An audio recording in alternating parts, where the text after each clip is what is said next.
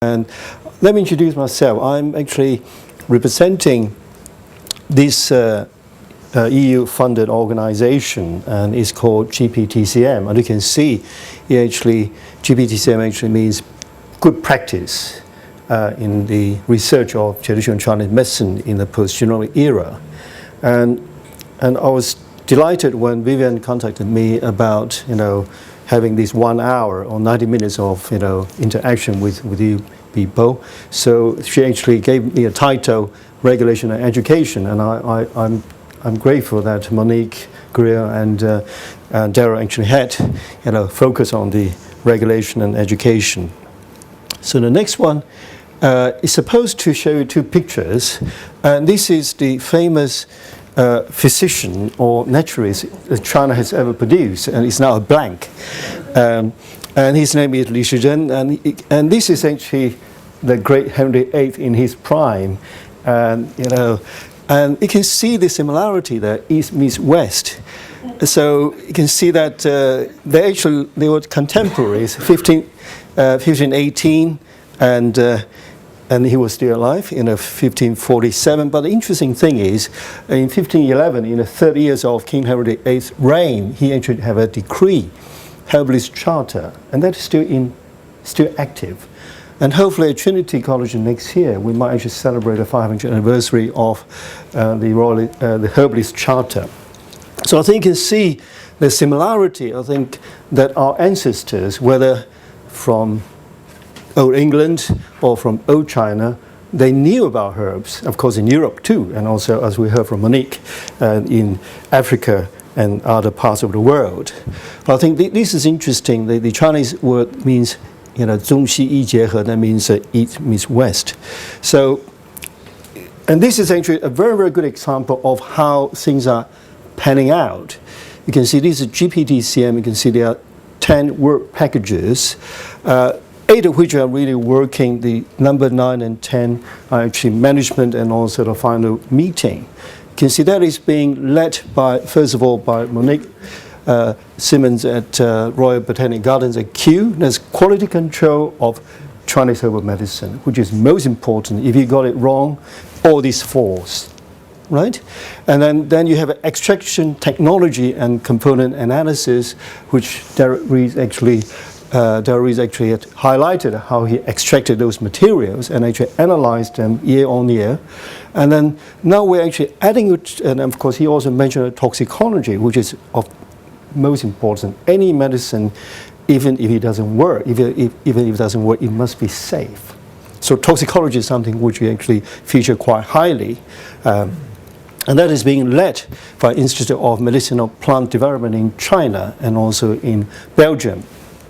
And now, how about their activities in cell cultures in vitro, as exemplified by Dory's slide earlier on about anti-allergic, anti-inflammatory, and antioxidant activities? That is being done as we speak. And also the in vivo research, because this is actually not wet practical. This is a paper exercise, but it's very important for us to go back about 30 years to see what has been published, whether some of these are worth reporting, and they actually give us a guideline. In 2 years' time, we can report, but actually every 6 months we report back to EU. So we actually make our recommendations, what kind of work needed to be done on completion of this project. And by that time, there will be large sums of money, I hope, to support more education, more research, and in the search of good medicine for the future. And then you have the clinical studies, which is being led by Warwick University, or University of Warwick. And at Cambridge, what we do is regulatory framework. For one, I'm not a regulator, I'm just a pretender, but then I think aided by Greer and actually Daryl Rees and also FDA representation, that we are actually doing very well in formulating a harmonized framework that we can work in Europe and hopefully worldwide. And of course, last but not least, acupuncture, and this is another area of interest to us. So if you're interested in our organization, please log on the GPTCM website, and it comes up English, a little bit of Chinese as well. And our specific task, very, very briefly, is actually discuss the problems and offer possible solutions developing Chinese materia medica. so that one day we could actually have proprietary Chinese herbal medicine. Okay, maybe it might come a bit late, but still better late than never, because we actually heard about 30, 15-year rule. And so I think that is actually being done, and actually we are interfacing ourselves with the European Union and China, the State Food Administration, and we also undertake analysis of the botanical guidelines featured by Dr. Rees earlier, which is actually pioneered by the United States, and the equivalent guidelines in other parts of the world, including Australia and Canada. So the whole purpose of this work packages is actually to propose or recommend a universally harmonized registration strategy, so that each country, of course it will be a global thing, but of course each country or each continent or each geographical region might adopt their own. I think that is our specific task. Challenges in the research and development of Chinese medicine are multifold. You can see here, earlier today we heard from Loka Shout, how to pronounce your name properly? Shout, sorry, about kidney yin. What do we mean by kidney? Of course, it's not these two organs behind our back here. It's actually something more substantial. Actually include, endocrine system and also nervous system, I would think. And invariably, Chinese medicine is not used alone, not like ginseng or angelicus, and in some cases they can be used, but primarily is actually a composite formula of more than one herb. Complex and need objectivity and reproducibility in evaluating their safety and efficacy. We have inadequate detection system for adverse effect, but fortunately in Guy's and St. Thomas Hospital, Dr. Debbie Shaw actually is heading a unit to detect adverse effect, which is important. Of course, we heard quite early on from previous speakers that standardization is a key. You need to have a QC and also QA to ensure these problems. These are problems, but they are not unsurmountable.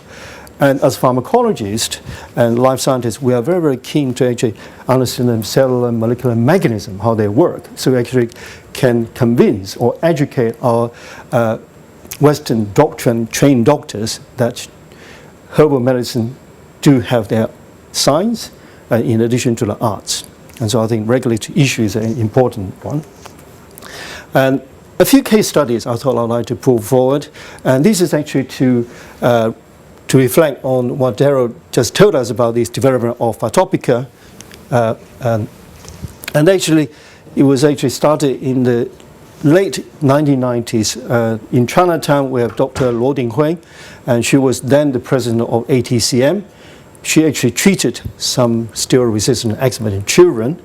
And Dr. Atherton, these young children were patients of Dr. Atherton. So he was very surprised to have seen this major improvement in his patients. So he made a few reconnaissance trips to the clinic run by Dr. Luo, and eventually actually, they agreed to collaborate, and hence actually led to the publication of two important papers that actually show quite clearly 21 out of 37 patients actually were successfully treated for their steroid-resistant eczema.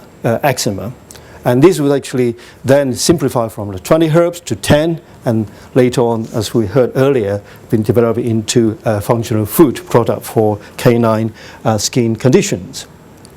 And I think this one is the one which Daryl was going to show you, but it was actually the sort of 3D version, and this is another cleaner 3D version here. And you can see here the mode of action shows very clearly each of these three herbs actually have distinct pharmacology: anti-allergic, anti-inflammatory, and also antioxidant, plus an unexpected observation actually increases absorption of the other two plants, which is very important in Chinese medicine. So I think this is actually a very, very good example of how science, clinic could actually feed back to the scientific community the formula they've been using for many, many years, and that's been taken by Phytopharm to take it apart and put a lot of heavy-duty science and development and so on and so forth. Of course, a lot of regulatory issues had to be satisfied. I'm so pleased that UK is the first one to actually produce a product from 3 individual herbs.